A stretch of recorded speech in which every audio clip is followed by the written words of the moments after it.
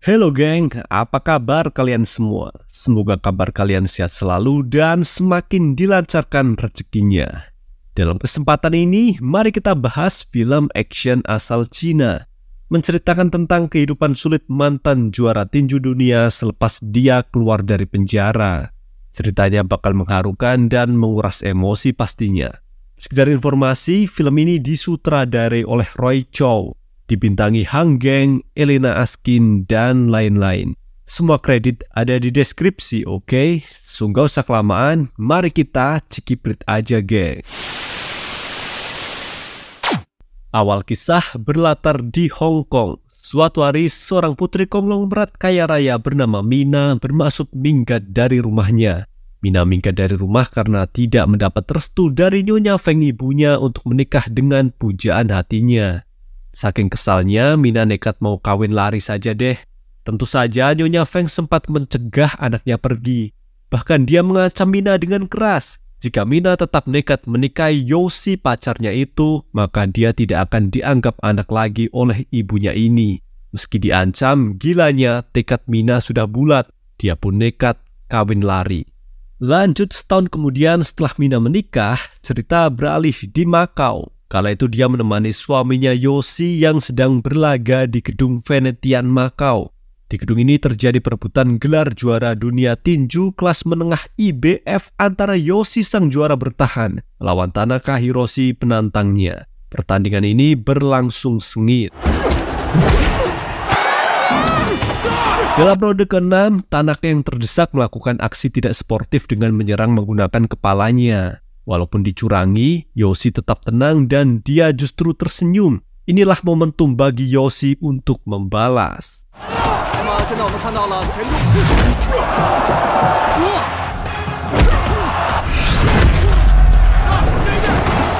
Pada akhirnya Yoshi berhasil meng-KO Tanaka hingga lawan jatuh keluar ring. Hasil pertandingan ini dimenangkan oleh Yoshi, dia pun berhasil mempertahankan gelar juara miliknya. Selesai acara selebrasi, Yoshi lantas menuju ruang ganti. Di sana dia menemui Mina, istrinya yang tengah hamil tua. Dalam obrolan keduanya, Yoshi berniat membelikan kalung baru untuk Mina. Namun Mina menolak dibelikan kalung baru, sebab kalung lama pemberian Yoshi yang dia kenakan lebih berharga baginya. Karena kalung tersebut dibeli dengan hasil gajian pertama Yoshi dulu sebagai petinju profesional. Lantas Yoshi bertanya, "Terus apa dong yang harus aku belikan untukmu?" Jawab Mina tegas, "Kamu tidak perlu membelikanku apapun kok. Yang penting kehadiranmu dan anak kita nanti sudah cukup bagiku." Dan keduanya saling berciuman sebagai bentuk cinta. Lanjutnya setelah Yoshi mandi dan mengantar Mina balik ke hotelnya, dia minta izin pada istrinya untuk merayakan kemenangan hari itu bersama timnya. Beranjaklah Yoshi pergi ke bar The Dog yang ada di Makau. Di bar itu, Yoshi dan timnya mengadakan pesta kemenangan atas pertandingan tadi. Sedangkan di hotel sendiri, Mina lagi nonton berita di TV yang kebetulan mereview pertandingan suaminya. Ternyata di balik kemenangan Yoshi tadi ada berita duka. Tanaka Hiroshi lawannya Yoshi mengalami pendarahan otak akibat jatuh keluar ring. Dia jatuh menghantam bel di meja juri.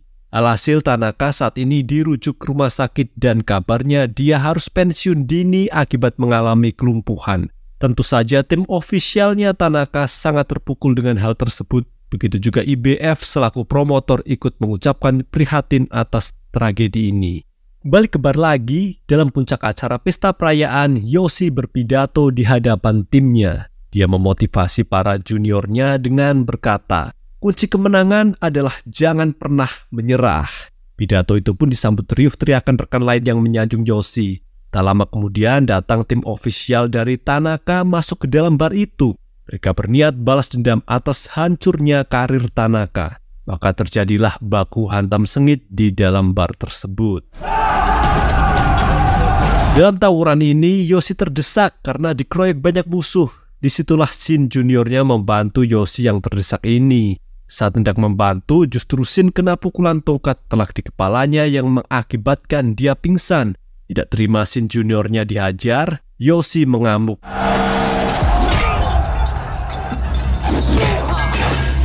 Tak lama kemudian polisi datang ke bar itu dan segera teman-teman Yoshi mengajak kabur. Namun Yoshi yang masih emosi justru terus menghajar musuhnya.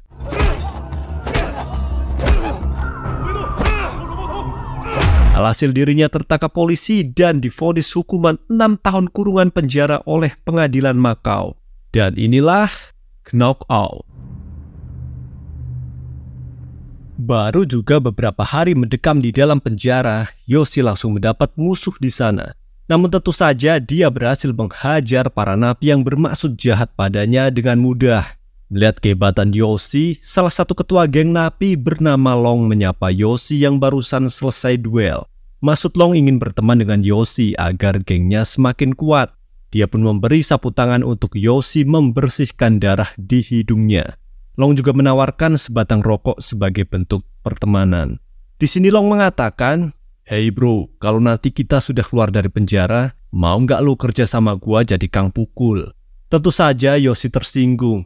"Woi bung, gue ini petinju, bukan preman," jawab Yoshi ketus sembari membuang rokoknya dan beranjak pergi. Meski mendapat penolakan tersebut, Long tidak menyerah. Selang beberapa hari kemudian, akhirnya mereka berdua berteman tanpa pamrih lagi. Untuk merayakan pertemanan ini, keduanya bermain basket bersama. Setahun telah berlalu sejak Yoshi mendekam di dalam penjara. Mina akhirnya menjenguk suaminya dengan menggendong anak mereka yang baru berumur beberapa bulan. Yoshi kemudian menamai anak mereka ini Blite yang artinya riang gembira. Setelahnya dia menyarankan pada Mina agar tidak usah sering menjenguknya lagi, sebab Yoshi tidak ingin jika anaknya itu tahu kalau ayahnya adalah seorang kriminal. Mendapat instruksi dari Yoshi, Mina pun akhirnya menuruti apa kata suaminya itu. Lanjutnya, 6 tahun berlalu sejak Yoshi di penjara, kini tiba saatnya hari di mana dia bebas. Herannya, saat baru keluar penjara, tidak ada satupun keluarga yang menyambutnya. Di sini Yoshi tidak merisaukan hal tersebut. Dia pun segera pulang ke Shanghai, China dengan membeli tiket pesawat. Sesampainya di bandara Shanghai, sahabatnya bernama Feng menjemput Yoshi di pintu bandara. Sekedar informasi, Feng ini adalah mantan manajernya Yoshi dulu saat aktif bertinju. Kabarnya Feng sekarang kerja jadi manajer di sasana tinju bernama Brotherhood. Yoshi sempat bertanya pada Feng, "Ngomong-ngomong, Mina istri gue di mana, bre?" Tak langsung menjawab, Feng hanya mengajak Yoshi untuk segera naik dulu ke mobil, nanti dia baru akan cerita. Di dalam mobil sembari berkendara, Feng menjelaskan bahwa Mina sudah meninggal. Mendengar penjelasan Feng yang begitu singkat, Yoshi sempat tak percaya. "Lo jangan bercanda, bre," ucap Yoshi.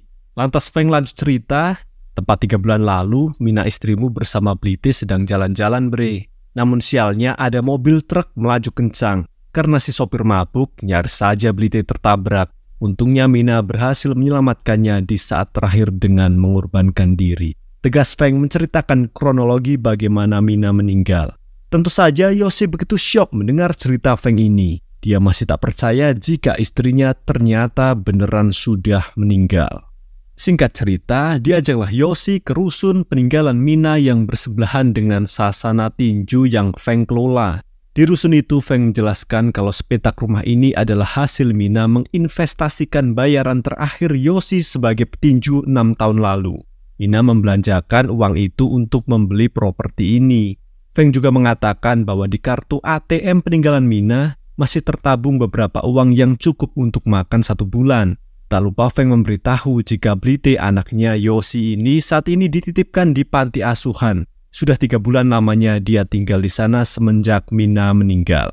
Kemudian Yoshi yang masih terpukul atas kematian sang istri berkeliling untuk melihat rumahnya ini. Di rumah itu dia melihat banyak sekali foto tertempel di dinding. Bahkan semua dinding tertempel foto keluarga hingga ke kamarnya Blite. Sembari merenung di kamar anaknya itu, Yoshi melihati akta kelahiran milik Blite yang tersimpan di sebuah tas plastik. Di dalam tas itu ada kalung peninggalan milik Mina. Yoshi pun mengambil kalung tersebut untuk dia kenakan. Lanjutnya, Yoshi diantar Feng ke panti asuhan di mana Blite dirawat. Sesampainya di panti itu, Blite dikenalkan pada Yoshi ayah kandungnya. Karena baru pertama kali ini melihat muka ayahnya, Blite masih takut nih. Blite yang ketakutan bertanya pada Feng, "Paman Feng, om ini kok mirip foto ayah yang ada di rumah?" Feng jadi terharu dengan kepolosan Blite itu. "Sapalah ayahmu, nak. Dia ini ayahmu," jawab Feng. Lantas Blite menyapa Yoshi dengan memperkenalkan dirinya. "Namaku Blite," kata ibu. "Ayah yang memberiku nama itu ya?" "Benar nak, Blite yang artinya riang gembira," jawab Yosi. Lantas Blite kembali bertanya, "Kenapa ayah begitu lama menghilang?" Di sini Yosi terpaksa berbohong. Dia mengatakan alasan dirinya menghilang karena sibuk bertinju. Disitulah Yosi berjanji untuk tidak lagi meninggalkan keluarganya.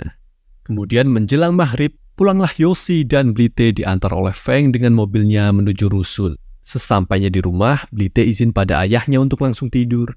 Di sini Yosi memaklumi jika anaknya ini belum begitu nyaman dengan kehadirannya. Lantas Yosi lanjut merenung di balkon rusun. Di balkon Yosi berniat perokok, namun dirinya baru ingat bahwa dia harus memberi contoh yang baik untuk anaknya. Alhasil Yosi membuang semua rokoknya dan kembali ke dalam rusun. Sesaat masuk rumahnya itu, Yosi terkejut. "Loh, kok Blite belum tidur?" Terlihat anaknya ini sedang melihat foto-foto yang tertempel di dinding. Kemudian Yosi bertanya, "Kok belum tidur nak? Katanya tadi mau tidur." Blite yang terlihat sedih pun menjawab, "Aku menyesal ya. Gara-gara aku, ibu meninggal," jawab Blite sembari menangis memeluk ayahnya itu. Lantas Yosi menenangkan anaknya ini. "Bukan kamu yang salah nak, ayahlah yang salah telah meninggalkan kalian." Spontan Yosi menggendong anaknya itu untuk bersama-sama melihat foto keluarga yang tertempel di dinding rumah. Lanjut esoknya, Yosi menyempatkan pergi berziarah ke makam Mina istrinya. Selesai berziarah, malamnya dia mengajak Blite main ke Sasana Brotherhood untuk menyapa teman-teman lamanya. Diajaklah keduanya makan bersama di Sasana oleh Feng. Dan sebelum santap malam dimulai, Shin bercerita pada Yosi bahwa sebenarnya Sasana ini hampir bangkrut. Saat ini Feng sebagai manajer Sasana terpaksa membuka kelas yoga dan fitness demi menarik member baru. Selesai Shin bercerita, kemudian Feng menyambut kembalinya Yosi dengan semangat. Mereka semua bersulang untuk kepulangan sang juara tinju.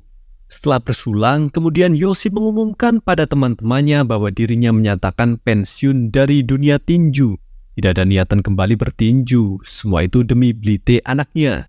Sebab Yosi menganggap bahwa masa jayanya sudah habis, sembari menunjukkan perutnya yang membuncit. Mendengar pernyataan Yosi ini membuat Feng kecewa berat tentunya. Sepulangnya makan malam bersama di Sasana, Blite yang tertidur digendong ke kamar oleh sang ayah. Kemudian setelah menidurkan anaknya, Yosi menuju ruang keluarga. Di sana dia merenung sembari memegangi kalung peninggalan Mina istrinya. Saat merenung ini, Yosi sempat melihat coretan gambar anaknya yang melukis sosok ibu dan anak. Lihat gambar ini, Yosi pun menegaskan bahwa mulai hari ini dia akan melepas semua atribut dunia tinju, termasuk foto-foto bertinju yang tertempel di dinding rumahnya. Lanjut esoknya, setelah menyatakan pensiun dari dunia tinju, Yosi mulai mencari pekerjaan baru demi menghidupi keluarga. Hari itu dia berkeliling kota Shanghai untuk melamar kerja di beberapa perusahaan. Saat melamar di perusahaan bagasi pesawat, dia ditolak karena catatan kriminalnya. Melamar jadi petugas stasiun ditolak karena tidak punya lisensi transportasi darat. Sedangkan di perusahaan ekspor-impor, Yosi yang menolak karena harus ditempatkan di Afrika. Dia tidak mau meninggalkan anaknya lagi.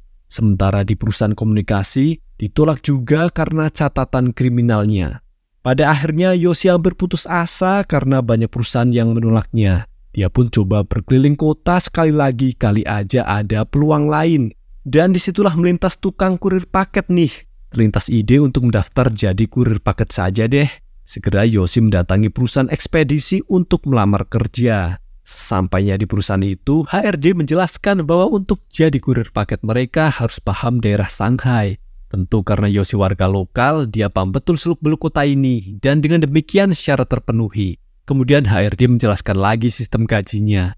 Setiap kurir akan digaji 7 yuan per antaran paket dan minimal harus mengantar 400 paket dalam 1 bulan.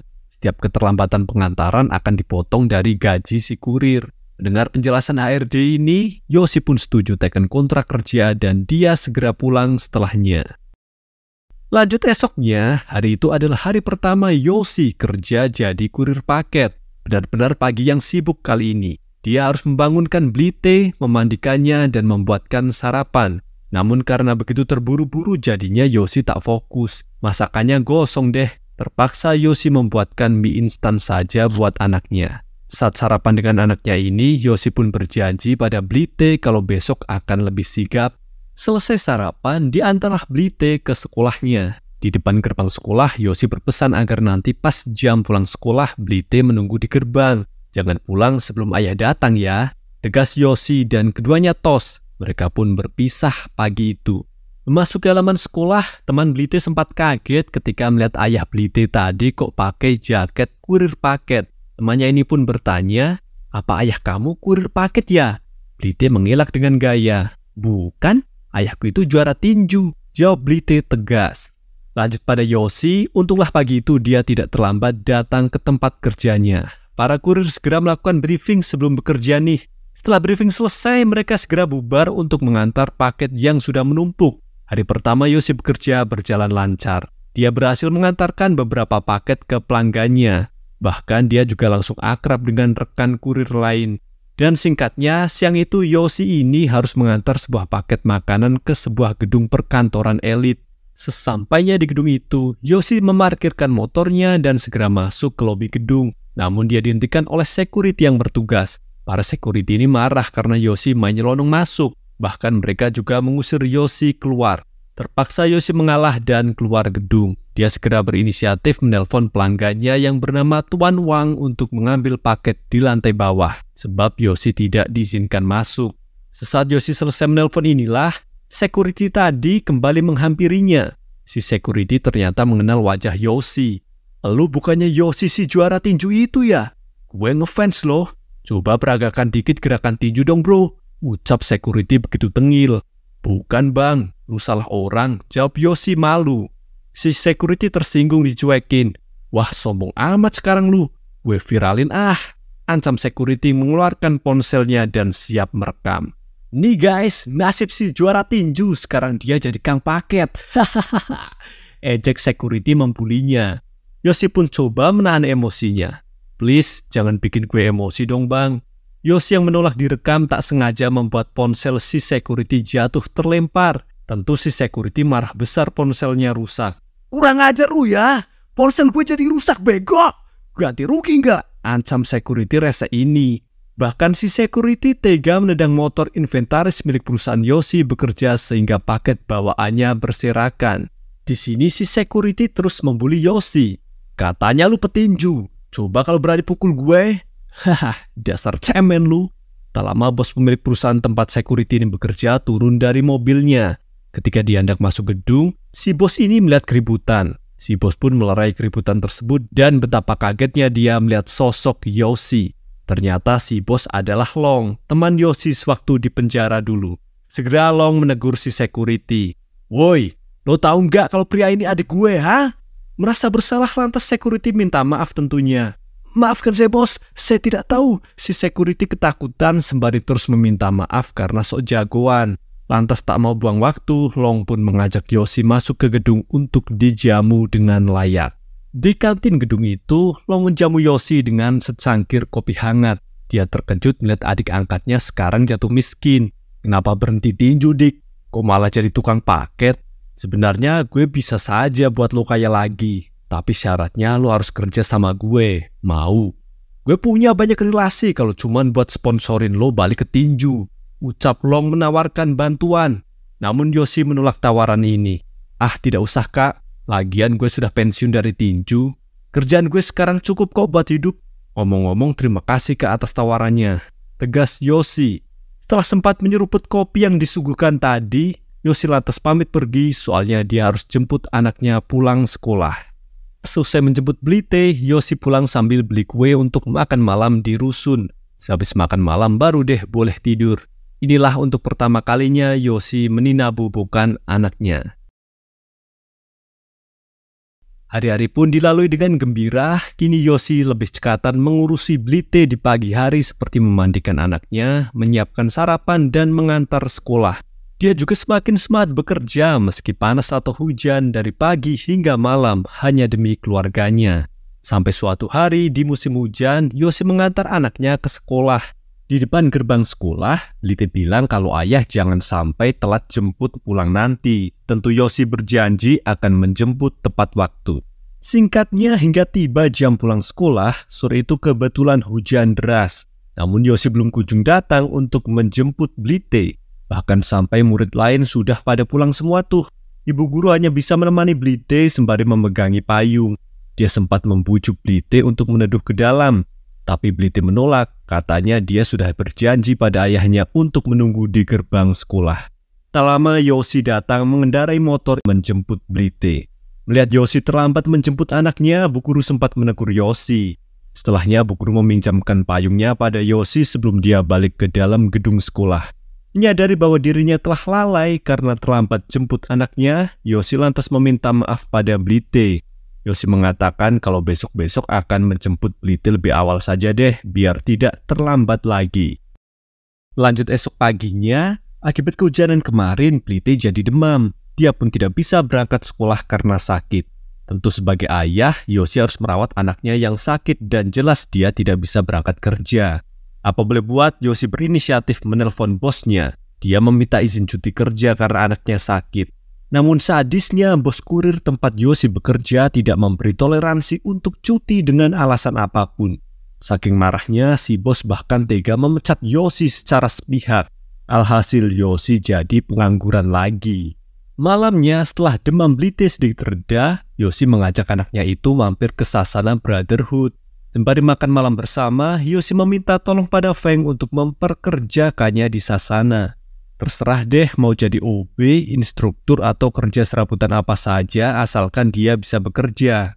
Lihat Yosi sedang dalam masa sulit ini membuat Feng iba. Sebagai manajer Sasana, Feng akhirnya menerima Yosi bekerja di sana. Lanjut esoknya, sepulang menjemput Blite sekolah, dibawalah anaknya itu ke Sasana. Di sana Blite langsung disuruh ayahnya untuk mengerjakan PR di ruang ganti, sedangkan Yosi sendiri mau lanjut kerja lagi. Kemudian Yosi mulai bekerja, dia bertugas untuk membersihkan semua alat gym yang selesai dipakai dan menatanya dengan rapih. Ketika kerja bersih-bersih ini, Yosi sempat melihat foto dirinya sewaktu jadi petinju pro yang terpajang di dinding Sasana itu. Sungguh kenangan yang menyentuh, tapi dia tidak mau berlarut dalam masa lalu. Beres membersihkan alat gym, Yosi lanjut mengepel lantai. Tak lama mesin juniornya meminta tolong pada Yosi untuk menggantikannya sebagai instruktur. Kak Yosi, gantikan aku sebentar bisa ya sebagai instruktur untuk 3 member baru kita. Hari ini mereka ada kelas kebugaran, tapi malah aku ada urusan mendadak nih. Ucap Shin meminta tolong. Oke, jawab Yosi simple. Dia pun meninggalkan kerjaan mengepel lantai dan segera menjadi instruktur untuk 3 member baru Sasana tersebut. 3 member baru ini bernama Fat, seorang food vlogger terkenal, Tin, seorang pengacara, dan Ran, karyawan bank. Target Fat ingin kurus dan bisa basic tinju, sedangkan Tin ingin berotot dan bisa basic tinju juga. Sedangkan Ran ingin jadi semok, maka dilatihlah ketiganya sesuai target yang diinginkan. Singkatnya, selesai melatih ketiga member baru tersebut, seperti biasa, para member Sasana Brotherhood ini persaudaranya begitu solid. Tiap beberapa hari sekali mereka mengadakan acara makan malam bersama di Sasana itu. Tentu saja Yosi dan Blite diajak dalam makan malam ini. Sambil makan malam mereka menonton pertandingan tinju di TV. Pertandingan tinju kali ini menampilkan si juara dunia tinju kelas menengah yang baru. Dia adalah Igawa Yuji, petinju Jepang yang berumur 24 tahun. Igawa ini merupakan juara bertahan tanpa terkalahkan seperti halnya Yosi dulu. Mendengar narasi tersebut, Blite sempat tidak terima jika Igawa Yuji dikatakan juara. Baginya ayahnya lah merupakan juara sejati. Blite semakin marah ketika Paman Feng memberitahu padanya jika Igawa Yuji ini merupakan juara dunia yang baru menggeser Yosi, ayahnya. Selesai acara makan malam itu, Blite sudah tertidur karena saking ngantuknya. Tapi kerjaan bersih-bersih Sasana belum selesai nih. Apa boleh buat, Yosi pulang sebentar untuk mengantar Blite ke kamarnya. Setelah itu dia lanjut beres-bersih Sasana, selesai beres-beres, baru deh dia balik lagi ke rusun. Di rusun dia melihat cermin di rumahnya. Disitulah Yosi jadi kangen akan tinju. Bolehlah pemanasan tipis-tipis agar rindunya terobati. Lanjut esoknya, Yosi terkejut ketika menjemput Blite pulang ke sekolah. Dia heran ini teman-teman Blite kok tiba-tiba menyemangatinya tanpa sebab. Kemudian dia bertanya pada anaknya, "Itu teman-teman kamu kenapa, Nak?" Blite menjelaskan bahwa dia memberitahu pada teman-temannya kalau ayah akan segera mengalahkan Igawa Yuji. Disinilah Yoshi hanya tersenyum. Aduh, dasar bocil, dan mereka pun pulang bersama. Sesampainya di rumah, Yoshi segera membuatkan makan malam nih. Kali ini masakan Yoshi sudah lumayan enak, kata Blite. Kemudian Yoshi bertanya, "Nak, kalau kamu sudah besar nanti mau jadi apa?" Dengan polos Blite menjawab, "Aku ingin jadi penulis ya." Yoshi pun mendukung cita-cita anaknya ini tentunya. "Kalau begitu nanti tolong tulis kisah kehidupan ayah ya." Dengan semangat Blite menjawabnya, "Tentu saja ya, aku akan menulis cerita tentang ayah, hehe." Kemudian Yoshi segera menyiapkan minum untuk teman makan malam mereka. Lanjut esoknya, sepulang menjemput Blite sekolah, keduanya segera menuju Sasana karena Yoshi mau kerja lagi. Sesampainya di Sasana, Feng mengabarkan pada Yoshi ada seorang emak-emak mencarinya. Segeralah Yoshi menemui emak-emak itu yang ternyata adalah nenek Fang mertuanya. Nenek Fang langsung memarahi Yoshi dan menamparnya. Bahkan dia juga memukul kepala Yoshi dengan vas bunga yang ada di meja Sasana. Akibatnya kepala Yoshi berdarah namun dia tidak membalas sama sekali. Di sini nenek Fang mengaku kecewa pada menantunya ini. Dia menyalahkan Yoshi atas meninggalnya Mina anaknya dalam kecelakaan. Spontan melihat ayahnya dianiaya orang tak dikenal, Blite lantas membela ayahnya itu. "Hentikan, jangan pukuli ayahku," teriak Blite.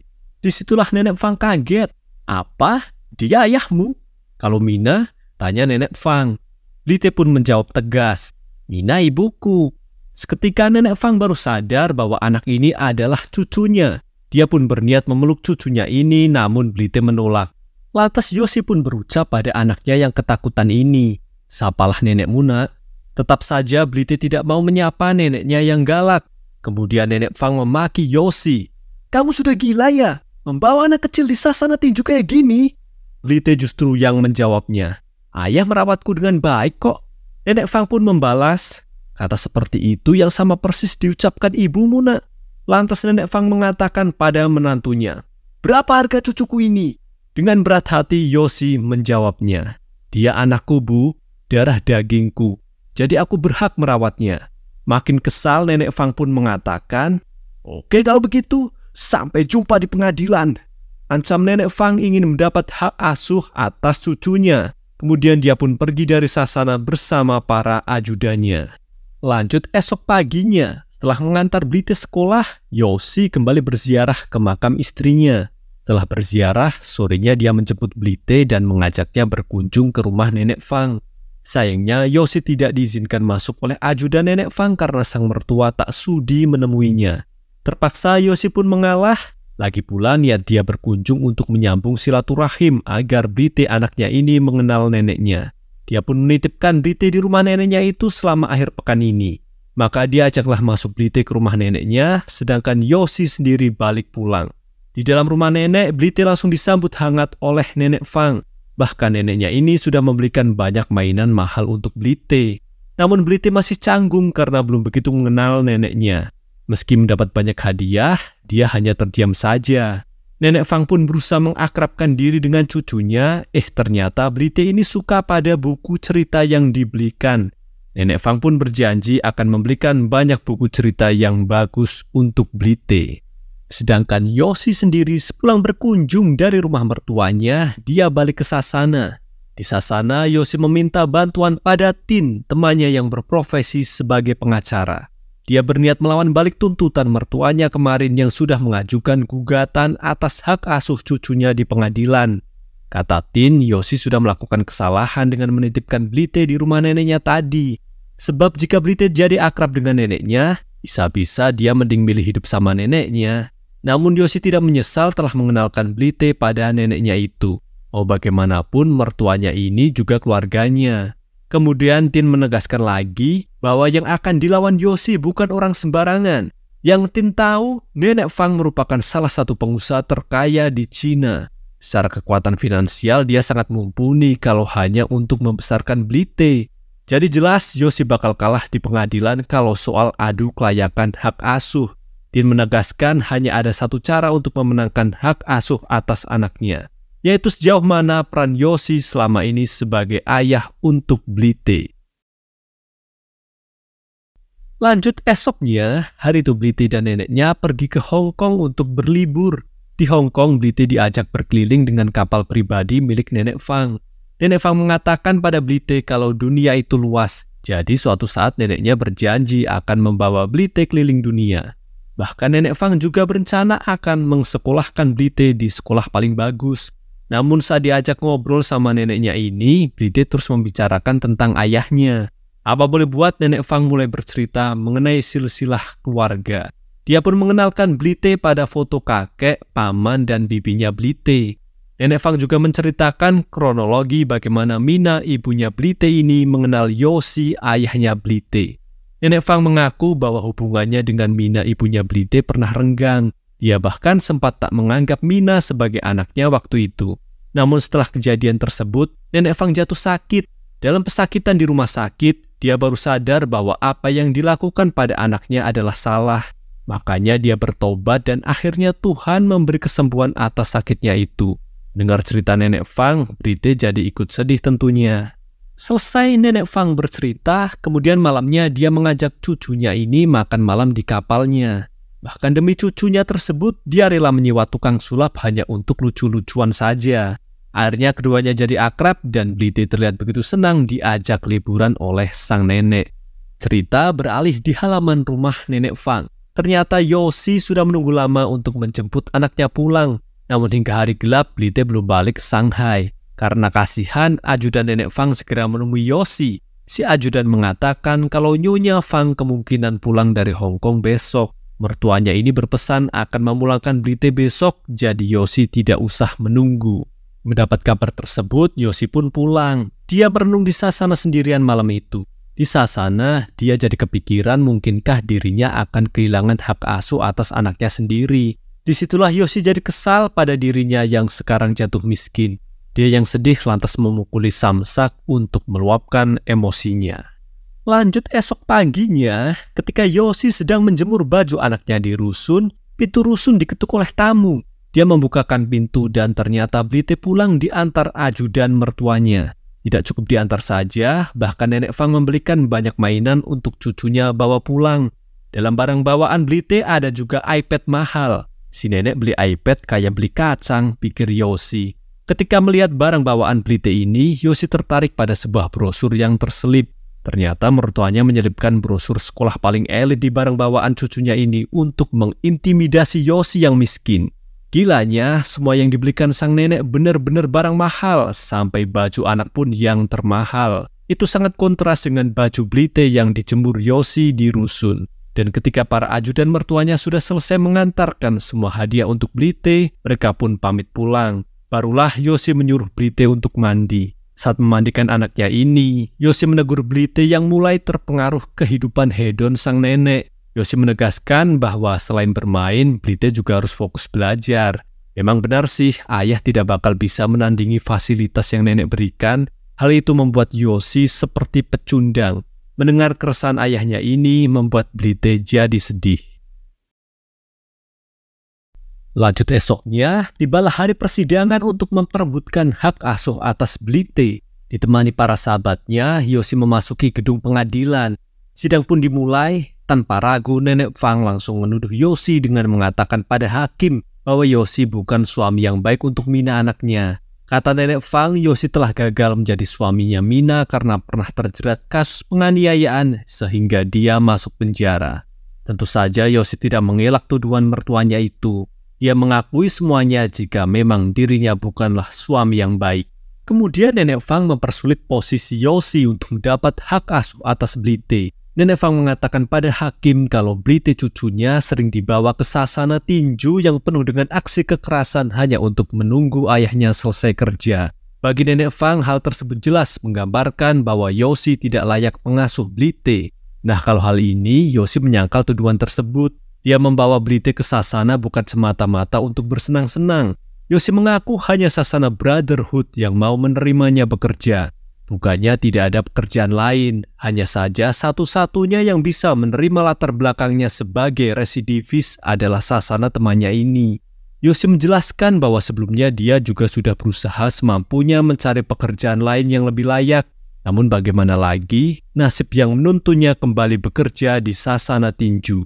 Dan lagi, kali ini Nenek Fang melontarkan pernyataan pamungkas ke hakim. Jika dibandingkan Yoshi, tentu dirinya lebih layak mendapat hak asuh atas Blite. Sebab dia adalah salah satu pengusaha terkaya di Cina.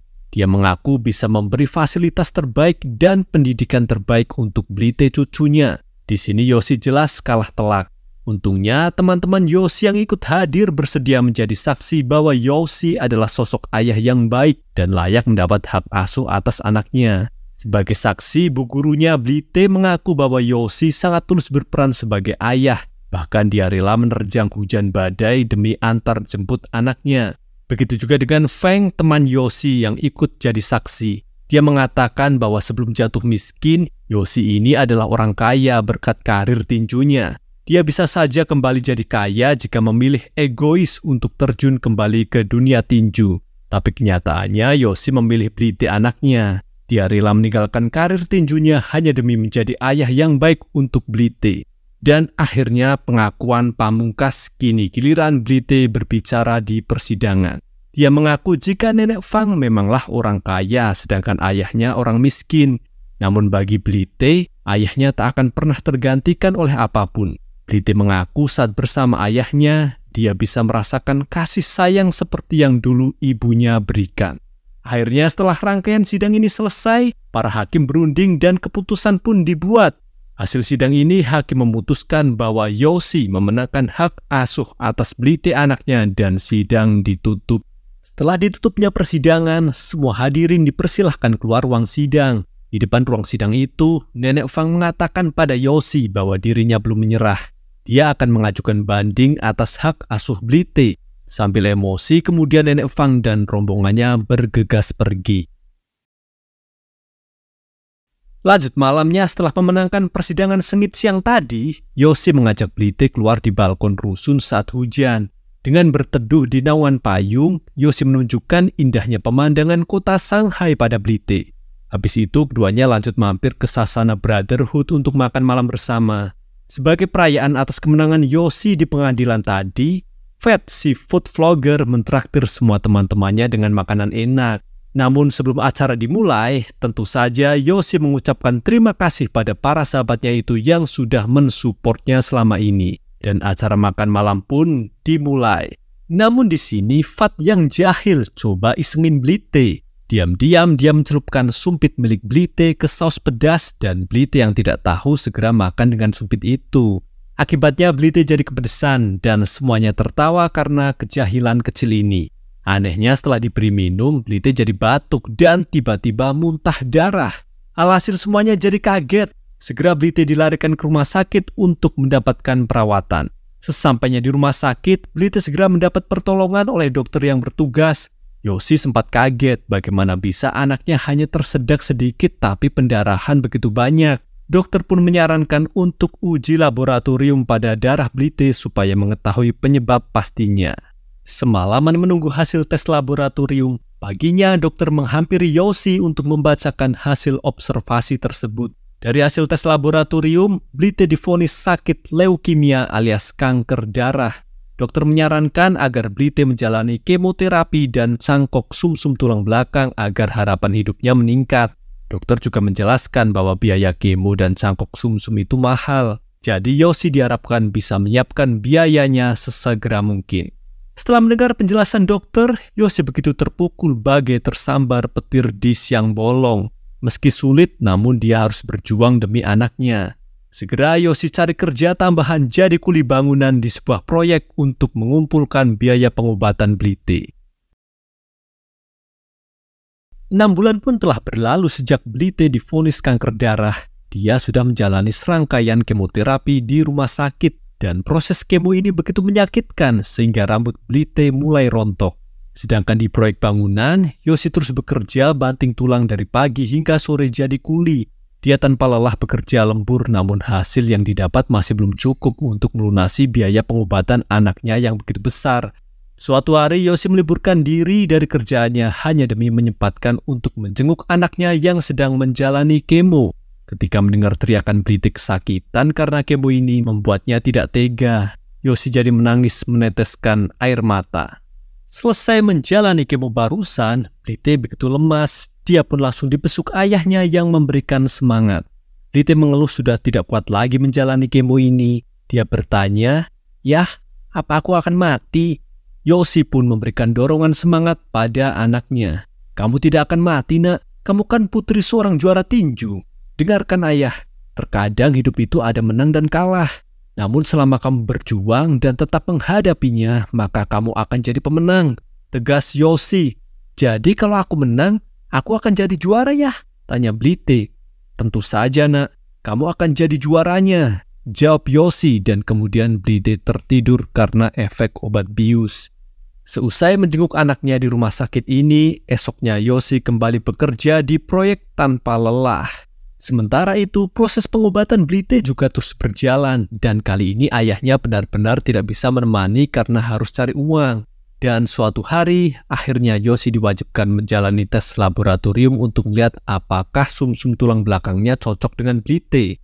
Sayangnya, hasil laboratorium menyatakan bahwa sumsum Yosi tidak cocok untuk Blite. Meski sempat tak percaya dengan hasil laboratorium barusan, namun itulah kenyataannya. Dokter juga menegaskan bahwa Yosi harus sedikit demi sedikit mengangsur biaya pengobatan Blite yang kian membengkak. Hingga sore hari, Yosi merenung di lorong rumah sakit. Hampir saja dia putus asa, tiba-tiba Yosi kepikiran mertuanya. Dia pun segera menghubungi mertuanya itu untuk meminta bantuan. Meski jelas konsekuensinya, Yosi akan kehilangan hak asuh atas anaknya. Dalam obrolan tersebut, Yosi menelpon mertuanya untuk ketemuan. Sore itu juga, Yosi pergi ke rumah mertuanya. Dengan berat hati, dia mengabarkan kalau Blite sakit kanker darah dan kini dirawat di rumah sakit. Yosi mengatakan kalau Blite memerlukan donor sumsum tulang belakang yang cocok sesegera mungkin. Dengar kabar ini membuat Nenek Fang kaget. Ternyata selama ini cucunya sakit tapi kok dirinya tidak dikabari. Akhirnya dia marah pada Yosi yang tak segera mengabarinya. Nenek Fang kembali membuli Yosi yang miskin dan tak berdaya. Nenek Fang menegaskan bahwa mulai hari ini dia yang akan mengambil alih semua pengobatan Blite. Namun dengan satu syarat, bahwa hak asuh atas cucunya itu sepenuhnya akan jatuh padanya. Esoknya, Yosi kembali ke rumah sakit untuk membesuk Blite. Dia membelikan Blite rambut palsu yang mirip seperti Putri Elsa agar anaknya senang. Yosi juga mewariskan kalung peninggalan Mina istrinya untuk Blite kenakan sebagai keberuntungan. Dan karena kini hak asuh atas Blite sudah jatuh pada mertuanya, Yosi bersikap tegas pada Blite. Dia terpaksa pura-pura memarahi Blite agar anaknya itu mau merelakan ayahnya pergi. Tentu saja Blite yang dimarahi hanya bisa meminta maaf dan menangis. Blite merengek agar ayahnya tidak meninggalkannya sendiri. Meski berat, Yosi harus melakukannya karena dia tidak ingin anaknya ketergantungan dengannya terus. Sambil menangis, Yosi berlalu menuju toilet. Di toilet rumah sakit, dia muntah-muntah karena saking sedihnya harus berpisah dengan anaknya itu. Setelah dari rumah sakit, Yosi pulang ke rusun nih. Di rusun, dia hanya bisa melamun melihati foto istri dan anaknya yang tertempel di dinding. Dia juga melihat gambar anaknya yang kemarin hanya ada ibu dan anak, sekarang sudah ada sosok ayah di sana. Lanjut esoknya, demi pengobatan terbaik cucunya, Nenek Fang memindahkan Blite ke rumah sakit anak khusus kanker di Beijing, Cina yang jelas punya fasilitas lebih memadai. Berkat kekuatan finansial neneknya itu, kini kondisi Blite lebih membaik. Bahkan catatan medis menunjukkan kemajuan yang pesat. Nenek Fang jadi agak lega. Dia segera menemani Blite bermain di ruang anak. Di sana Blite meminta pada neneknya untuk dibelikan ponsel dengan alasan ingin bermain game. Tentu saja Nenek Fang tahu jika itu hanya alasan Blite untuk menelpon ayahnya. Akhirnya Nenek Fang pun membelikan Blite ponsel yang bagus. Kemudian setelah dibelikan ponsel, Blite segera menelpon ayahnya. Blite tidak marah pada Yosi soal kemarin dia dimarahi. Sebab dia tahu kemarin ayahnya tiba-tiba marah agar Blite mau merelakannya pergi. Saat ini Blite mengaku sudah agak baikan. Nenek Fang juga menyewa jasa guru private supaya dia tidak ketinggalan pelajaran di sekolah. Blite berjanji akan sembuh dan tumbuh dewasa dengan cepat agar suatu saat dia bisa bersama ayahnya lagi.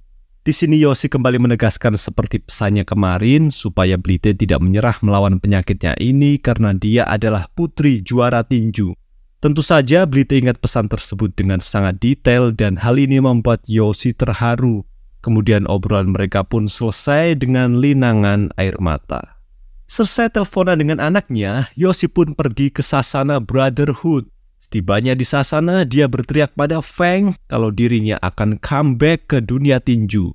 Semua itu dia lakukan demi memberi contoh pada Blithe yang sedang berjuang melawan penyakitnya. Semua sahabat jadi senang mendengar berita ini. Mereka segera bersiap membentuk tim untuk mensupport Yoshi. Mulai hari itu dan seterusnya, Yoshi akan latihan keras di Sasana.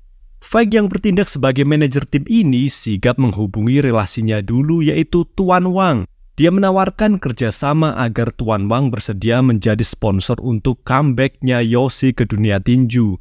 Tentu saja Tuan Wang sangat antusias mendengar kabar ini, bahwa sang legenda sudah kembali. Kedua pihak akhirnya setuju bekerja sama lagi. Setelah tekan kontrak dengan sponsor, Yoshi mendapat target untuk bisa menembus ranking 10 besar dunia dalam 3 tahun ke depan. Namun Yoshi menegaskan bahwa itu terlalu lama baginya. Dia hanya butuh 18 bulan untuk mencapai itu. Dan benar saja ketika Blithe yang dirawat di rumah sakit mulai bosan menghadapi penyakitnya ini, tiba-tiba tersiar berita di TV rumah sakit kalau Yoshi ayahnya akan comeback tinju bulan depan. Hal ini membuat Blithe semangat lagi. Dia merasa senang punya teman yang sama-sama berjuang menjadi pemenang. Dan kali ini lawan yang akan dihadapi Yoshi setelah 7 tahun absen dari dunia tinju adalah petinju asal Thailand, peringkat 20 dunia di kelas menengah IBF. Singkatnya 1 bulan telah berlalu dan pertandingan perdana Yoshi di gelaran kelas menengah dunia IBF dimulai.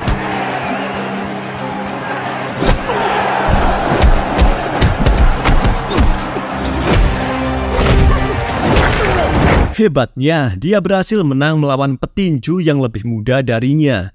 Para fans tinju dunia pun mulai melirik pertandingan Yoshi lagi. Kemudian setelahnya, Yoshi menantang petinju Korea Selatan untuk meningkatkan rankingnya. Kembali dia berhasil meraih kemenangan keduanya. Lanjut dia menantang petinju Inggris. Dan lagi-lagi dirinya meraih kemenangan TKO.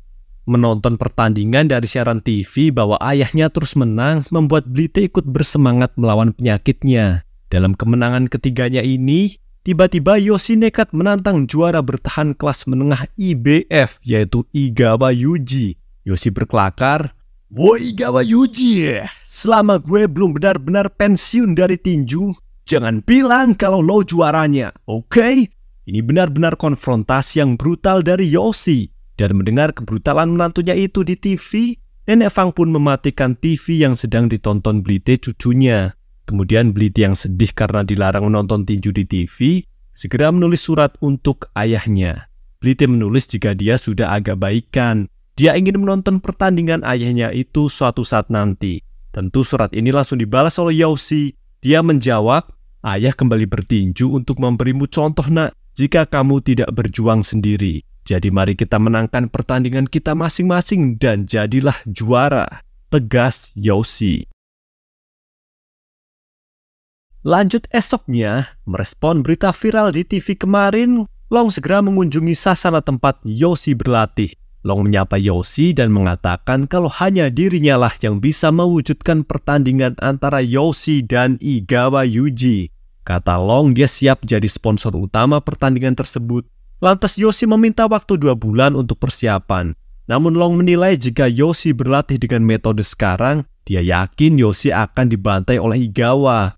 Oleh sebab itu, Long akan membentuk tim yang lebih profesional untuk melatih Yoshi dengan porsi latihan yang tepat. Akhirnya kedua pihak pun setuju bekerja sama. Kemudian esoknya, konferensi pers digelar untuk membahas pertandingan perebutan gelar juara dunia kelas menengah IBF antara Igawa Yuji versus Yoshi. Di konferensi ini, kedua petinju pun saling melontarkan Cywars.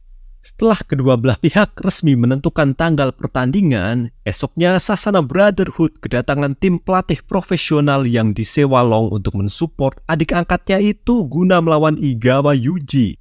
Segera Yoshi mendapat porsi latihan yang selama ini belum pernah dia jalani sebagai petinju profesional. Singkatnya, 2 bulan telah berlalu sejak ditentukannya hari pertandingan. Kini hari H sudah di depan mata. Sebagai bentuk dukungan pada anaknya yang sedang berjuang melawan penyakitnya, Yoshi menggunduli rambutnya agar mirip seperti anaknya yang sedang sakit. Kemudian dia mengirim pesan pada Blite bahwa hari ini ayah sudah berada di Jepang untuk bertanding. Namun mau bagaimana lagi, Nenek Fang tidak mengizinkan Blite nonton langsung pertandingan ayahnya itu di Jepang. Jadi Blite hanya bisa mendoakan ayahnya. Tak terduga, Paman Feng dan Fat menyusup ke rumah sakit tempat Blite dirawat. Mereka menyamar jadi dokter untuk membawa Blite ke Jepang agar dia bisa menonton pertandingan ayahnya. Sayangnya ketika hendak membawa Blite pergi, keduanya terpergok oleh Nenek Fang. Mereka pun diancam akan dilaporkan ke polisi atas tuduhan penculikan. Mendengar hal tersebut, Blite mengalah deh. Dia bersedia menuruti perintah nenek untuk tidak menonton pertandingan ayahnya di Jepang asalkan Paman Feng dan Fat tidak ditangkap polisi. Ternyata Nenek Fang ini hanya bercanda. Blite boleh kok nonton pertandingan ayah di Jepang asal nenek ikut. Dan betapa bahagianya Blite mendengarnya. Menjelang malam, sampailah mereka di Tokyo, Jepang. Rombongan pun segera membeli tiket masuk Tokyo Dome di mana tempat pertandingan final digelar. Di ruang ganti sendiri, Yoshi sedang bersiap dan tentu dia tidak tahu jika anak dan mertuanya ikut menonton. Setelah segala pernak-pernik acara disampaikan oleh host tinju, ini tiba saatnya Yoshi bertanding. Dibacakanlah rekor tanding milik Yoshi, sang penantang yang berumur 35 tahun dengan rekor 20 menang, 0 kalah, 15 menang KO. Sedangkan rekor Igawa Yuji, sang juara bertahan, berumur 25 tahun dengan rekor 21 menang, 0 kalah, 18 menang KO. Singkatnya, kedua petinju bersiap dan pertandingan ini dimulai sengit.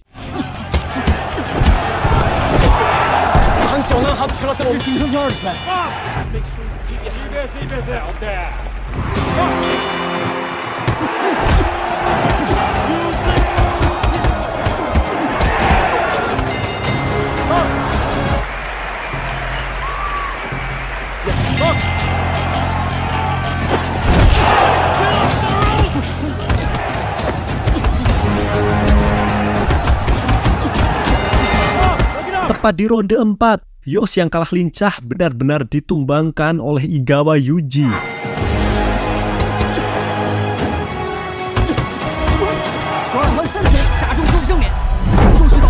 Hampir saja hitung mundur wasit selesai, Yoshi mendengar teriakan Blite anaknya yang menyemangatinya dari bangku penonton.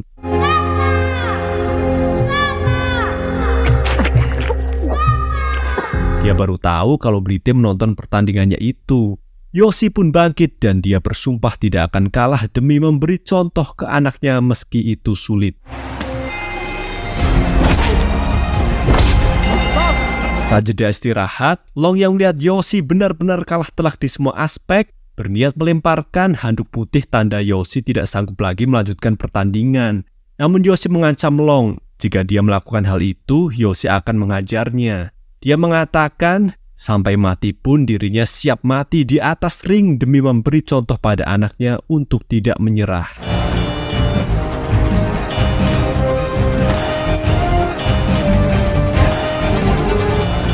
Singkatnya, hingga ronde ke-11 seperti tidak ada harapan bagi Yoshi untuk menang.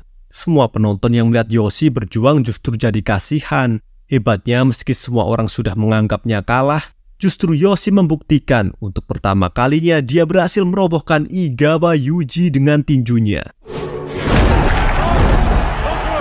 Tentu semua penonton tercengang dengan hal ini dan akhirnya ronde penentuan pun tiba. Kini saatnya Yoshi membalas atau tidak sama sekali kata sang pelatih.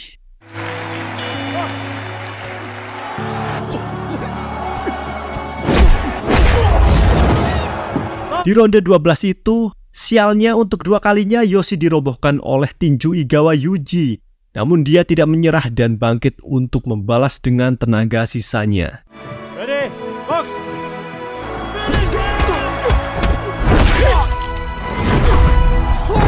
Di sini Yoshi membuktikan bahwa tekadnya untuk menang lebih besar dari apapun. Dia berhasil meng-KO Iigawa dengan kombinasi pukulan mematikan. Akhirnya, gelar juara dunia tinju IBF kelas menengah resmi kembali pada Yoshi. Semua penonton begitu takjub dengan perjuangan Yoshi sang veteran. Tiba saatnya selebrasi dan Yoshi menggendong Blite anaknya di atas ring. Mertuanya yang ikut menonton untuk pertama kali terkesan dengan tindakan Yoshi memberikan contoh perjuangan hidup pada Blite anaknya. Sungguh kemenangan yang begitu dramatis. Beberapa tahun kemudian setelah kemenangan bersejarah itu, sekarang Blite sudah dewasa dan berhasil sembuh dari penyakitnya. Kini dia menjadi penulis terkenal dan menulis kisah perjuangan ayahnya dalam sebuah novel. Saat diwawancari oleh wartawan, Blite mengatakan kalau ayahnya adalah sosok yang benar-benar memberinya contoh sebuah perjuangan hidup. Meski kini sang ayah sudah meninggal, namun Blite akan selalu bangga padanya. Dan cerita pun selesai. Sampai jumpa di kisah seru lainnya.